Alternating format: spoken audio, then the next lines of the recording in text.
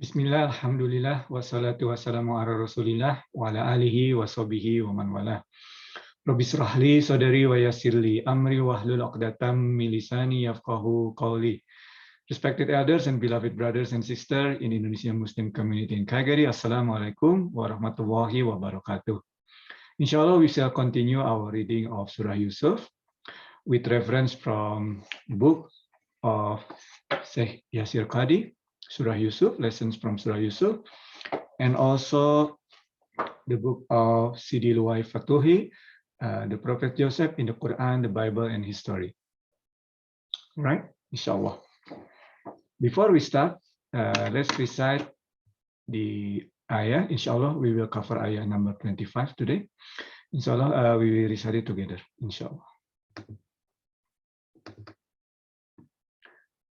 أعوذ بالله من الشيطان الرجيم بسم الله الرحمن الرحيم واستبق الباب وقدت قميصه من دبر وألف يا سيدها لدى الباب قالت ما جزاء من أراد بأهلك سوءا إلا أن يسجن أو عذاب أليم صدق الله العظيم.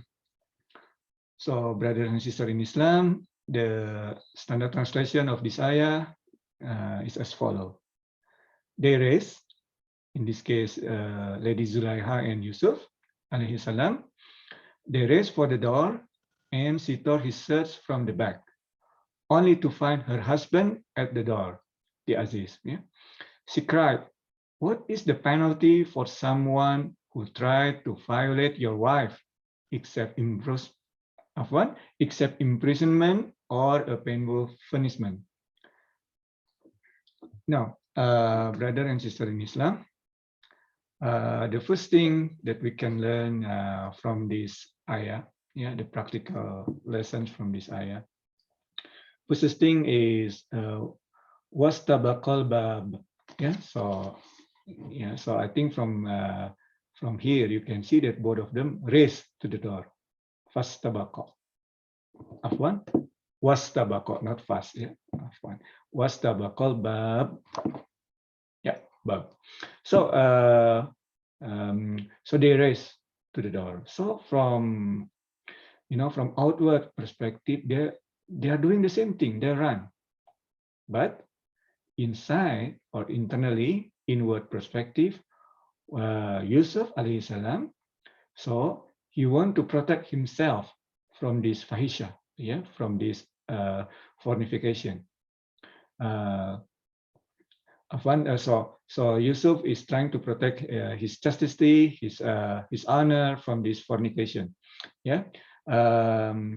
But from Lady Zulaikha perspective, she actually want to bring Yusuf back and to carry on her plan, to have to do fornication with Yusuf. Nauzubillah. In this case, we can learn that, while from outward perspective, two things can be exactly the same. They just race to each other. But inwardly, it depends on the intention. So that's the first lesson. So don't judge anything solely by outward. So of course we need to see the outward. That's the perspective that we can see, right? But don't judge solely on the outward, because we don't know the inward. Always give benefit of the doubt. Unless, of course, we are in a position of authority, unless we are a qadi or a judge, of course, it's a different story. But as a common Muslim, we give benefit of the doubt to our for our brothers and sisters, inshallah. So here the next one, waqadat qamisuhu min duburiu wa alfaya sayyidaha ladal bab. So he tore his shirt from the back. We will explain this in the next week, when we go into the next ayah. But so she actually tore from the back. Yeah, the serve.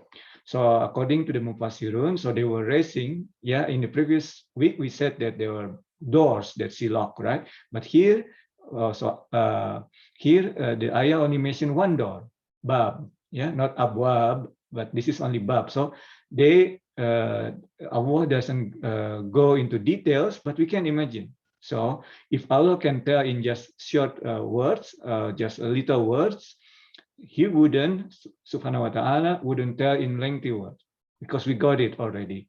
Yeah, what happened, and he doesn't need to go to the detail. Yeah, doesn't need to go to the detail. So they raise each other at the end, and then Siti Zulekha had no choice but to, to bring back Yusuf to her plan, but to hold to the back of his shirt, and then with that, she tore Yusuf's shirt. And then, despite all the effort that she did to lock all the doors, double lock, yeah, as we mentioned in, I think it's 2 weeks ago, yeah, turns out to be his husband. Turns out to be her husband. Just stood in front of the door. Yeah. So he said here, only to find her husband at the door. All right. So she cried. Now here, before that, only to find her husband. But in Arabic, the ayat says, wa al-faya. So al-faya is to meet or to see someone, in this case, her husband, unexpectedly in front of her. Yeah? Sayyidaha, so she doesn't mention, or the ayat rather, doesn't mention about her husband. No, doesn't use Zawziha, doesn't mention Zawziha. But here the ayah mentioned Sayyidaha. Sayyidaha means her master, right? This is her husband, but the ayah said her master. Because here Allah used different word as husband, as your spouse, let's say, in different circumstances. When in a harmonic situation, zawza, yeah, zawza, meaning that you have some relationship, just not only physical but also spiritual, yeah. But this is not. In this case, the situation is she was betraying her husband, right? So Allah Subhanahu wa Taala doesn't use zawja, yeah, zawjaha, no, but sayyidaha as opposed to zawjiha, yeah, because this is master, so the relationship is different. So this is the subtle thing that the Quran is so precise, yeah. Ladal bab, in front of the door, yeah, at the door rather, and then she cried, qalat, yeah, she cried, ma jaza'u man arada bi ahlika su, yeah. So she said, what is the penalty for someone who intended evil for your wife? Yeah. So here is also the lesson from the previous weeks. Yeah, we said that when someone made mistake or committed a sin, it's just a snowball. So she planned to do fornication with Yusuf, knows her husband for now, and she made another lie. Yeah, because Yusuf didn't do anything, right? But she also here, Al-Quran said, what is the penalty for someone who intended evil to your wife? Yeah, ahlika, your wife, intended. So she knew that Yusuf didn't do anything, so she couldn't accuse Yusuf.